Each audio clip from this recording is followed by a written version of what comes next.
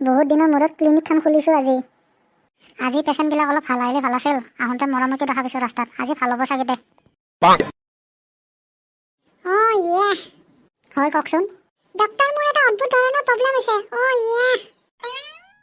কেনেকুৱা প্ৰব্লেম? মোৰ মুখখন মাজে মাজে পুৰি থাকে। আৰু কিবা প্ৰব্লেম? আৰু পুৰি থকাৰ লগতে মাজে মাজে বিষাই থাকে। আচ্ছা, কেতিয়াৰ পৰা হৈ আছে? যোৱা সপ্তাহৰ পৰা হৈ আছে। আচ্ছা,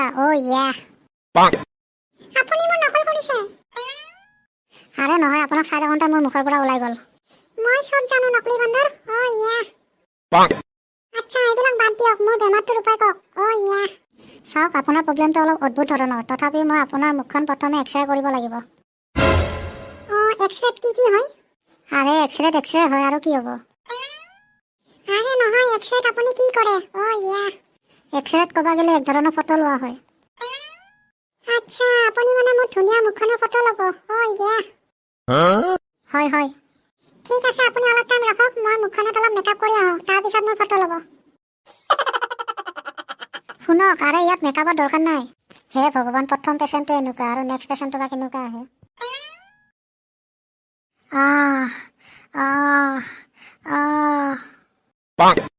হয় কওকচোন, আপোনাৰ কি প্ৰব্লেম হৈছে? ডক্টৰ, মোৰ লেফ্ট ছাইডৰ কিডনী থকা জেগাখিনিত খুব বিষাই থাকে। আচ্ছা, হয় নেকি? আপুনি মদ খায় নেকি? হয়, মই খাওঁ, কিন্তু প্লিজ 2টা পেগা বনাব দেই, কাৰণ মই ঘৰত জল্দি যাব লাগিব। আৰে তই কি বাৰত আহিছা নেকি যে মই তোক মদ খুৱাম? মই এইটো ক'ব খুজিছোঁ যে তই নিজে মদ খা নেকি? আচ্ছা, হয়, মই নিজে খাওঁ মাজে মাজে কেতিয়াবা।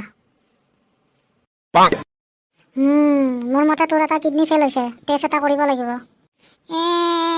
ডক্টৰ, মই টেষ্ট নিদিওঁ, মোৰ এক্সামত ভয় লাগে। যদি মোৰ এটা কিডনী ফেইল হয়, মোৰ দেউতাই মোক বহুত মাৰিব। মই যাওঁ, মই টেষ্ট নিদিওঁ। Next patient. ঐ ডক্টৰ, কালি মই তোক কাহৰ ঔষধ খুজিছিলোঁ, তই মোক হাগাৰ ঔষধ কিয় দিছ? এতিয়া মই কাঢ়িবই নোৱাৰোঁ, কাঢ়িলে মোৰ গু ওলাই যায়। এতিয়া তই কাহ মাৰাৰ আগত 100 বাৰমান ভাবিবিতো।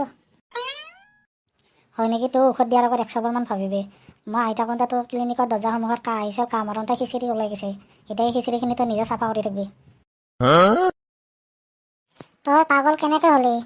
মই এজনী বিধৱা বিয়া কৰাইছিলোঁ, তাৰ এজনী ছোৱালী আছিল। ছোৱালীজনীক মোৰ দেউতাই বিয়া কৰালে। এনেকৈ মোৰ দেউতা মোৰ জোঁৱাই হ'ল, আৰু মোৰ ছোৱালী মোৰ মা হ'ল। সিহঁতৰ এজনী ছোৱালী জন্ম হ'ল, তাই মোৰ ভণ্টি হ'ল। কিন্তু তাই মোৰ আইতাকৰ গিৰিয়েক হ'লো। এনেকৈ তাই মোৰ নাতিনী হ'ল। ঠিক একেদৰে মোৰ ল'ৰা নিজৰ আইতাকৰ ভাই হ'ল, আৰু মই মোৰ ল'ৰাৰ ভাগিন হ'লো, আৰু মোৰ ল'ৰা ককাকৰ খুলখালী হৈ গ'ল। আৰু চুপ থাক পাগল, চালা কুকুৰ। তইতো নিজে পাগল হৈছে, মোকো পাগল কৰিবি। এতিয়া ইয়াৰ পৰা ওলাই যা। কি পেচেণ্ট আহি আছে আজি, পাগল হৈ যাব লাগিব দেই আজি। Next patient. হয়, আপোনাৰ কি প্ৰব্লেম হৈছে কওকচোন? হয়, আজি মোৰ বহুত দিনৰ পৰা পেটটো বিষাই আছে দেখোন। হয়, আপোনাক অপাৰেশ্যন কৰিব লাগিব চাগে। অপাৰেশ্যন কৰাৰ আগত এটা আপোনাক ইনজেকশ্যন দিব লাগিব। আপোনাৰ বয়স কিমান? হয়, 28 বছৰ। আপুনি ঠিকে কৈছেতো, আপোনাৰ বয়স 28, কাৰণ মই বয়স হিচাপে ইনজেকশ্যন দিব লাগিব। 32 বছৰ হৈছে। আপোনাৰ বয়স হিচাপে মই ঔষধ দিম, কিন্তু ঔষধ যদি অলপ কম বেছি হয়, ইয়াৰ ইনফেকশ্যন ডাইৰেক্ট কিডনীত পৰিব, আৰু কিডনী ফেইল হৈ যাব পাৰে। হয়, 40 বছৰ হৈছে। ভাবিছ, ঔষধৰ অলপমান কম বেছি যদি হয়, আপোনাৰ অপাৰেশ্যন কৰাত দিগদাৰ হ'ব পাৰে, আৰু আপুনি পেৰালিছত গুচিও যাব পাৰে। আচ্ছা, মোৰ 50 বছৰ হৈছে, আৰু হ'ব অপাৰেশ্যন থিয়েটাৰত মোৰ ডেড বডিয়ে ঘূৰি নহওক কিয়, আৰু ইয়াৰ ওপৰত মই বয়স ক'ব নোৱাৰোঁ। It is my final.